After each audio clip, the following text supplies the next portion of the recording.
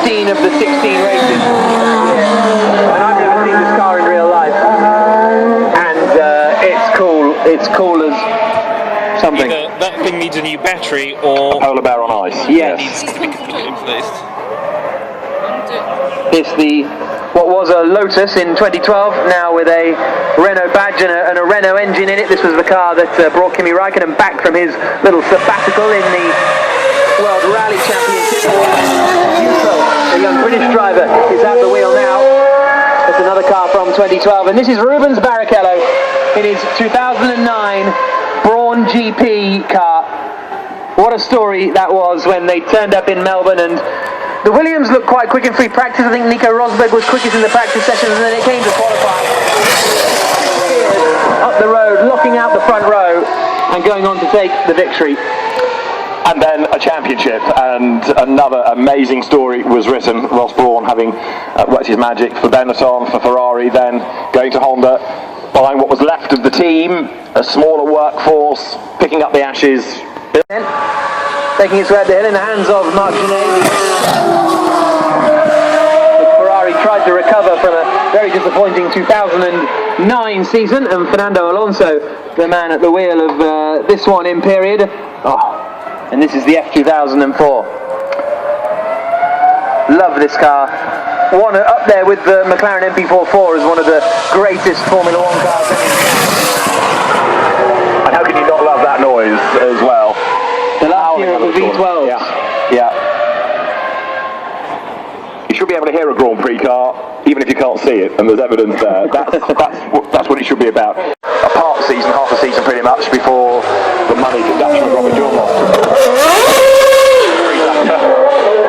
Attacks your eardrums as he comes up towards Malcolm.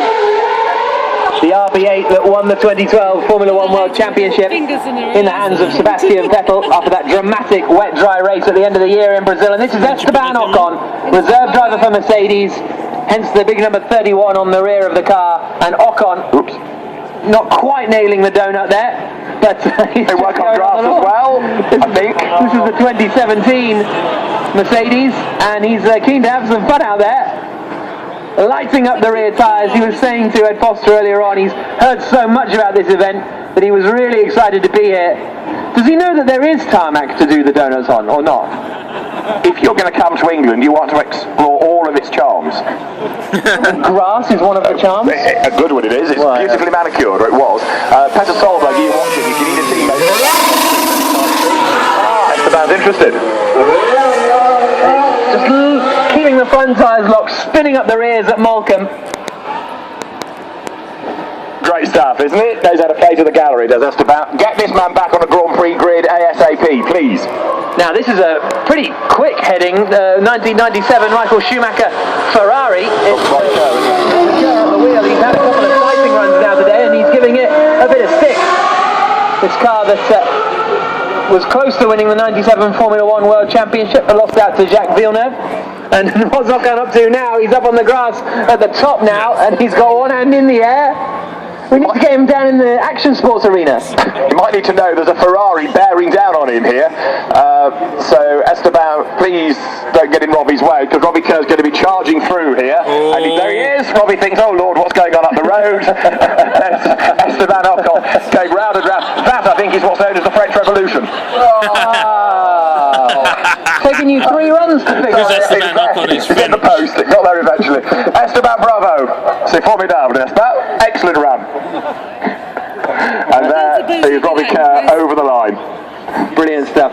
So the 1997 Ferrari and the 2017, 20 years apart, those two cars. And absolutely fantastic stuff from Esteban Ocon. He was enjoying that one, wasn't he? He was, indeed. As were we. Great stuff. As we then turn to one or two into the batch for Mercedes and bikes and hill climb. But it might be the cars for the shootout to be brought forward rather sooner. We've got Tin-Top Titans on the hill. It's all started to become a little bit more random now, Jack. Well, I was also anticipating a bit of Robo Race and a bit of Formula E, and that's all we need really as they make their way up the hill. We've got the BMW M4 out there. We appear to have motorbikes as well. So The It was driven by Jean Alesi and Gerhard Berger, and was the first car that Michael Schumacher drove in a test, which I want to say was at Estoril, but I'm going to bail out of saying that, even though I have already said it. To the left-hander at Morecambe Corner. Just a proper-looking car, this one. Didn't have much success in 1995. Won one race in the hands of Jean Alesi at the Canadian Grand Prix on his birthday. And that is Riccardo Patrese at the wheel of the Benetton. So how about this, everybody? The right car, the right driver. Riccardo was Michael Schumacher's teammate in 1993. He left Williams, he went to Benetton. Michael was very much top of the team, but the Italian who raced in the Spa 24 Hours last year, 2 years ago, last year I think it was, for Honda, comes up the hill, reunited with his 1993 Benetton, and Riccardo Patrese with his familiar crash helmet, the blue and white colours, resplendent, and I think it's going to be him nearly at the end of mine will be the Toyota, the ex-Timo Rogliano Trulli chassis, but there, Riccardo up towards the top of the hill, and a real assault on the senses, the sights, the sounds as well of this Formula One batch, with a bit of motorbike and a bit of NASCAR and a bit of electric thrown in for good measure with the Jaguar. 68 or so feet, just an estimate from our part, but of course it's the regular competitors that count on the jump through there. There's Pat Duran there. Now this was the Lancia Stratos, original Turin car, my favourite rally car of all time, nosediving a little bit. Interesting to see how the cars fly through the air, whether they're stable and they fly well. Could have been Jacinda Singh there, couldn't it? And they did a 1, 2, 3 in the Safari Rally in 1976. What a stout car. Or the 911, the Belga car, Johan Derricks on there. And then Martin McCormack's brother Greg, showing what can be done in Skoda Fabia, the R5, and this was a long jump as well by Elvin Evans, who's had the fastest time over the weekend so far, a good 70 foot in my book. And of course a really good example of just how hard the drivers push the cars, irrespective of the vintage or age. Oliver Solberg there out over the jump, but it is a very, very competitive part to the Goodwood Festival of Speed. This stage is really tricky, and you do need to be aware of the Tornado Trophy Award winner Ollie Mellor's there in the car that has been homologated in left and right hand drive form, and of course Esteban Lampi, who as we know has been out many times today, and as Tony has said, finishes here. Great battle amongst the stars yesterday, Tony. Well, it was, because it was a battle on the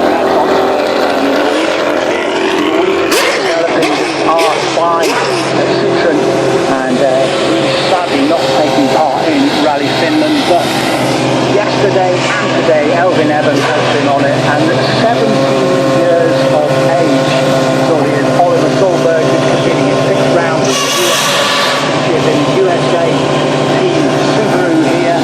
He's also been winning at just 17 years of age in European Rally Championship, and he's off to European too. In fact, he was quicker than his father, who was on the stage at the same time as him, breaking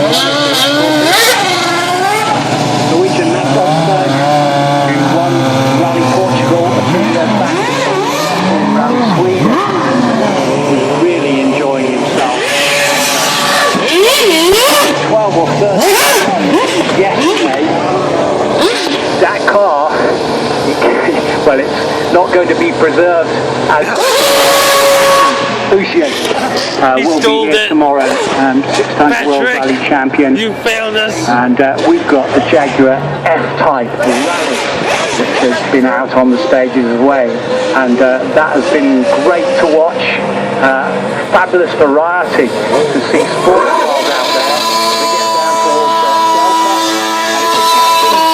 Delta. Jade Pavley as well, getting a little bit caught out. She took her father for a ride this morning.